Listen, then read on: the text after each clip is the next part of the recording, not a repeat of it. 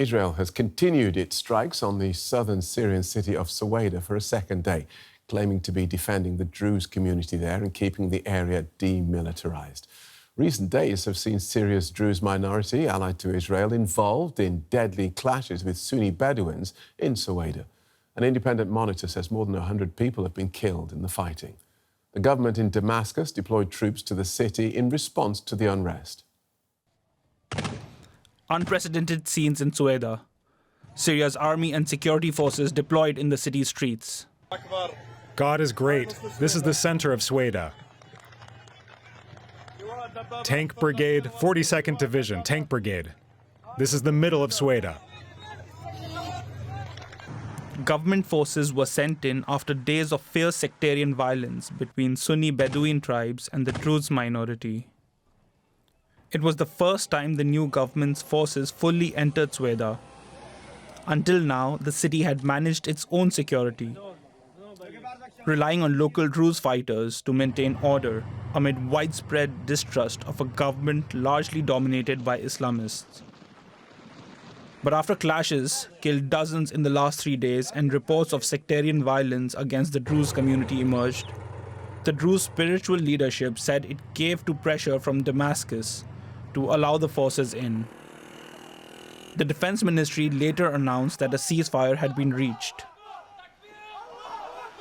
Shortly afterwards, Israel launched airstrikes against Syrian government forces in Sweida, declaring it was acting to defend the Druze minority.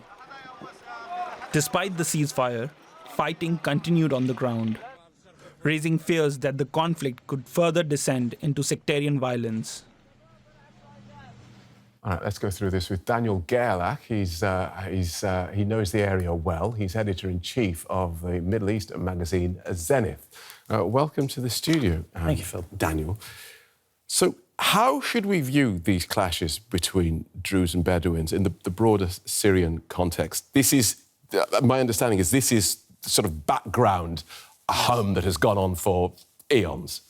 It is a local conflict with a geopolitical relevance, and that makes it more complicated. You have the Druze community in Sweida, which is also divided, but more or less homogeneous. And then you have a Bedouin community which lives around, like in the areas around. So you had always conflict between these communities. This situation is now exacerbated by the fact that you have a government in Damascus, which is a Sunni government, a revolutionary government that the Druze community doesn't trust. So every skirmish on the ground can lead to a major escalation, because the moment the government interferes, and that's exactly what happened now, leads to the widespread assumption among the Druze community that the government is making use of this situation, is basically exploiting this pretext in order to interfere and gain control over Sweida. Because the Druze in Sweida are somehow autonomous. Even at the time of the Assad regime, they had their own militias, their own forces, and in a way they're part of the Syrian state, but they insisted on some sort of a, like say, security autonomy, and that's what's at stake at the moment. Okay, so this is a conflict, this is a local conflict that has gone on for some time, where the Druze essentially did not recognise any Syrians, were given this level of autonomy. So the idea of the new government now trying to assert its authority, this is rejected by the Druze, and now we have Israel.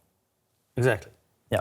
Entering the scene. Why? Now, within the Druze community, you have 3 sheikhs. 2 of them are always on the side. They're negotiators. They're trying to alleviate the situation. They try to negotiate and make peace with the government in Damascus. You have one sheikh, Sheikh Hikmat al-Hijri, who has become notorious recently, who believes in a more autonomous role, who rejects the authority of Damascus, and his followers, the militias that follow this particular sheikh, have been apparently, as it seems, involved in the clashes at the very beginning. They said, we are not going to accept any of the government militias on the ground because we do not accept the government's authority over this territory. So there's division in the community.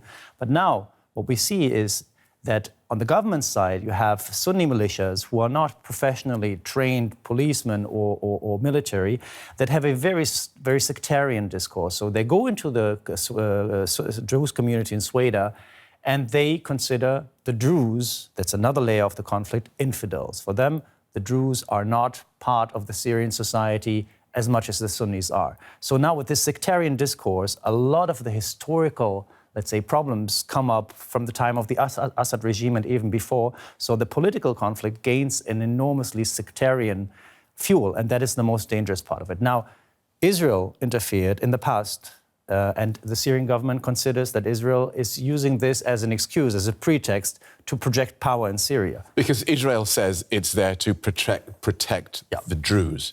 So do we believe that? Which is, look, it's partly true. In Israel, you have a Druze community, and the Druze in Israel are powerful. So now the Druze in Israel are worried about their brethren in Syria. But not every Druze in Israel supports this intervention, and not every Druze in Israel or in Syria supports this intervention. But Israel is projecting power, and Israel said, and this is another level, geopolitical level, there has been a rapprochement between the government of Syria and the government of Israel. Ahmed al-Sharaa, the transitional president, said that he can even imagine to make peace with Israel. Now, with this intervention of the Israelis, of course, that is for the moment off the table. And now you have Israeli government ministers who are even calling to depose or even assassinate Ahmed al-Sharaa. So you can imagine, like, all the peace negotiations and the normalization that the Americans have been trying to push over the last couple of weeks are basically off the table for now. You talk about Israel projecting power. In order to achieve what? Well, one concern is certainly the security of the Druze. That is that is their stated purpose, and that's part of why they're there. That I believe. Right. On the other hand, Israel has been, like, since the downfall of the Assad regime, Israel has made inroads and occupied additional land in Syria in order to gain leverage, control over the area and the border, but also in order to be able to negotiate an agreement. Previously, Israel said, we will have peace for land. Now it's basically, we will have peace for more land, which means that Israel said, we are willing to normalize with Syria, but we will exert the strategic control over the border area and the occupied Golan. So now I think the negotiations are off the table, and I even think the American negotiations are there to no avail. I think they were not successful, and they're at least stalling. So let's finish there by talking about Ahmed al-Sharaa and the government that he leads, because he is the man that a lot of Western leaders thought could stabilise this country and bring it to some sort of normality. How is he viewed domestically? Do people think he's doing a good job? That depends who you ask. Of course, in particular, the minorities, in particular the Druze, the Alawite community that suffered from a similar situation in March, where there was a massacre committed against the community, they would believe that Ahmed al-Sharaa is a jihadist leader and he has never changed. Now, in Damascus, of course, a lot of people consider him a strong, powerful president who also tries to stay out of these skirmishes. I think Ahmed al-Sharaa believes that his role is to project power, to teach the minorities and the communities a lesson for them to eventually recognize his authority. And if he needs Sunni militias to do that job for him, I think he's ready to do that, regardless of the price they pay. OK, we'll leave it there. Thank you so much for talking us through that so clearly. Daniel Gerlach from Zenith magazine. Thank you. Thank you. Oh, for more, let's bring in Bente Scheller, head of Middle East and North Africa division at the Heinrich Böll Stiftung. That's a political think tank affiliated to Germany's Green Party. Bente, you've just returned from Syria, and we now have yet another round of violent sectarian clashes. What does it tell us about the state of the new Syrian government? Well, to start with, I think the situation in Syria is really fragile, and we did not have a real monopoly on the use of force before even the new regime took over. There were plenty of militias, there was drug smuggling, and that was particularly also a problem at the south. So what we're seeing here is also an echo of that. Until now, we have plenty of armed groups and armed individuals in Syria, and this is why differences between, well, on a personal level or between different groups of the population can easily escalate in such violence. Now, al-Sharaa and his government have said they will be running an inclusive government. Is it safe to say that there's a big gap between those messages coming from al-Sharaa and the majority of Sunnis on the ground? Well, I think what we are seeing is a government in which there is a certain degree of diversity, but core offices are held by who used to be HTS members.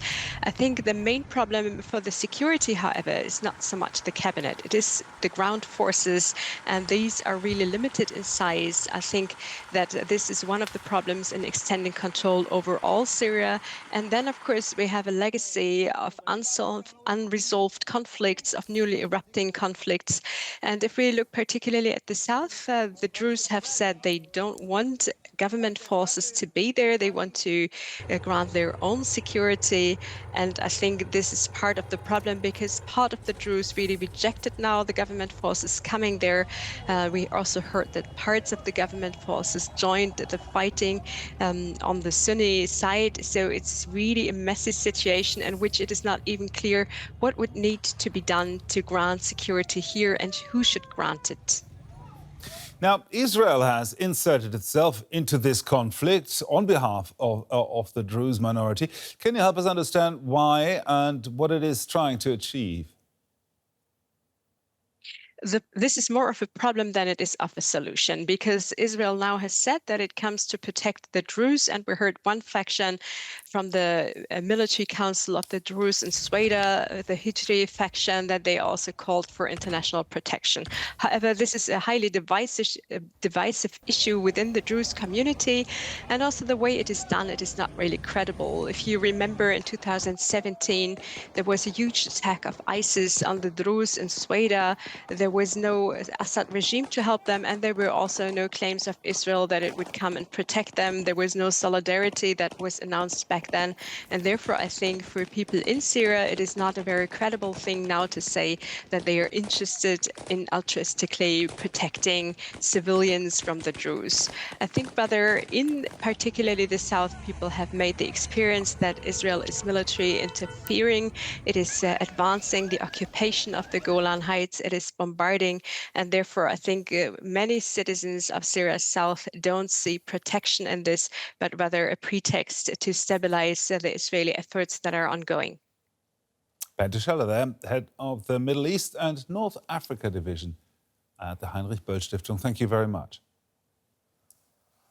Thank you.